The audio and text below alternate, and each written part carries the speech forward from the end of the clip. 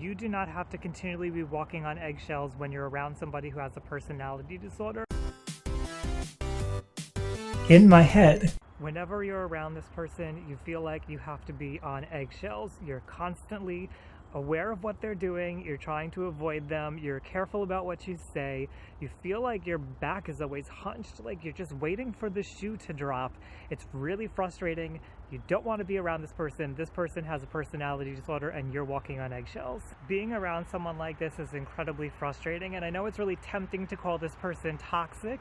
I'm okay with you saying that the relationship is toxic, but this is still a person. They're still a living, breathing human being, as much as it's difficult to interact with them. And I just want you to keep that in mind as we talk about this. When it comes to personality disorders, there are particular traits. They fall under what's called the personality domain of antagonism. And these are the traits that make us really frustrated when we're around these people. These are manipulativeness, deceitfulness, callousness, attention-seeking, grandiosity, and hostility. When we see that these traits are a pattern for how somebody deals with the world, we can see them sometimes in borderline personality disorder, antisocial personality disorder, narcissistic personality disorder. But we should keep in mind that everybody has these traits. Everybody can be any of these things sometimes. So I wouldn't be quick to label somebody else as having a personality disorder. That's the job of a therapist to do. Something you may be wondering is, how do you deal with somebody like this? Because they are antagonizing you. They're constantly in your face, bothering you in some way, trying to manipulate you, trying to lie to you, trying to get you to pay attention to them and value them because they value them over you.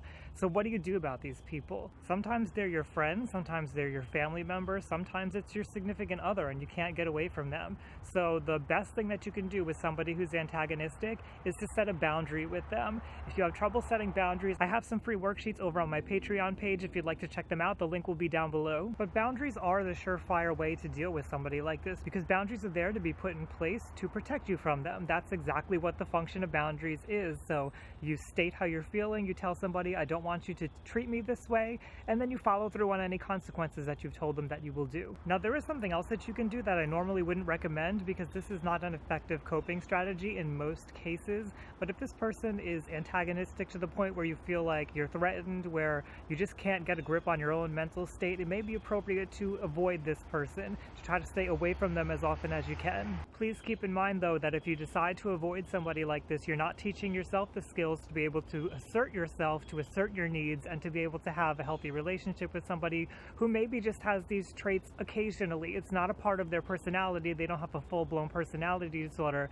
but you may start to walk on eggshells around people who you don't have to walk on eggshells around. If you have somebody like this in your life, it may be very helpful to reach out to other people, maybe people who don't even know this person, just so that you have people that you can vent to, who will listen to you, who will validate how you're feeling, because there's a chance that they're causing a lot of stress in you that needs to be discharged somehow. You have to express that. If this is somebody who's actually been emotionally abusive to you or physically abusive, there's a good chance that you have trauma symptoms as a result of that. So you want to consider that, maybe consult with the therapist to see if that's what's going on, and to have some extra support in regards to that. You'll want to see a trauma specialist in particular who understands trauma, who can let you know if the reason why you're feeling so hypervigilant and you're feeling so on edge, and why you can never seem to just have a time to rest and feel okay with the way that you're thinking. Maybe you have confused and distorted thinking. They can sort that through with you. They can be an outside help, somebody who's independent, who gets it, and who can tell you that, yeah, maybe this is the reason why you're walking on eggshells, because you're suffering from some kind of traumatic symptoms or acute stress disorder or post-traumatic stress disorder. Now, I don't mean to scare anybody saying that. Of course, a professional is the one who's going to be able to determine if that's what's going on, but I just like to let you know, because that's something that I experienced, and I needed that outside help to get me to see things in perspective, to really get a grip on what was going on, and to help me to heal from the things that I was experiencing. If this person is abusive, you'll want to set those boundaries quickly and early so that you can curb that abuse. Maybe go in to see a couples therapist if this is an intimate situation, but you'll want to assert yourself early so that it doesn't continue and escalate. Of course, if you're at a point where it's been going on for a while, it may be difficult to do that, and you may know this person well enough to know that they're not going to take setting a boundary very well. If that's the case, if you think they're going to be violent in any way, you'll want to seek outside help. You'll want to either get authorities involved, call a domestic violence shelter. You'll need other resources and you'll need other people involved. So do that in as safe a way as possible. Look out for your safety. We don't want anybody getting hurt here. And this is exactly why I say try to get other people involved, because other people will be able to understand how much danger you may actually be in, people who see this on a regular basis, and they'll be able to help you get the resources that you need to get out of that relationship if you're having a really hard time getting out of it. And please remember that you deserve peace and you deserve happiness in your life. I know this person may have tried to manipulate you into believing that that's not true. They may have tried to convince you that you're a bad person and that you deserve what's happening to you. That is untrue. Do not listen to that person. Get other people involved, and remember, you're allowed to set the boundary to get this person out of your life. You do not have to continually be walking on eggshells when you're around somebody who has a personality disorder.